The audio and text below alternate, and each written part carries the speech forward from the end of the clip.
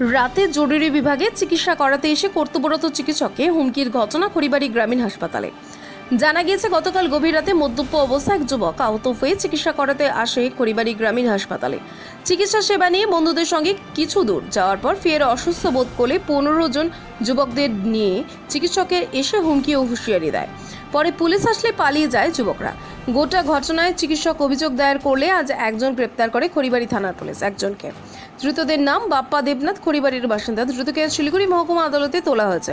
ধৃতকে রিমান্ডে এনে গোটা ঘটনা তদন্তে নামবে পুলিশ। অন্যদিকে এই ঘটনায় আতঙ্কে কর্তব্যরত চিকিৎসক কথা বলতেই নারাজ তিনি।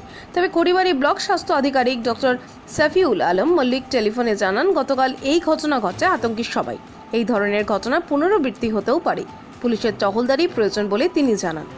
পরবর্তী আরও খবর জানতে অবশ্যই চোখ রাখুন শুধুমাত্র পানিট্যাঙ্কি টাইমসের পর।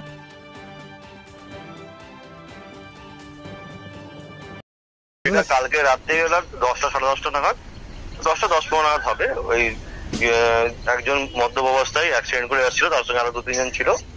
ওরা আসার পর ফার্স্ট এড মেডিসিন হসপিটালে দেখায়, এমার্জেন্সিতে ফার্স্ট এড দেয়, ওখানে ইঞ্জেকশনও নেয়।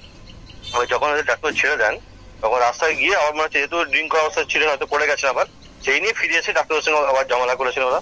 তখন ডাক্তারবাবু বাধ্য হয়ে একটা থানায় এফআইআর করেন, তারপর অ্যারেস্ট হয়।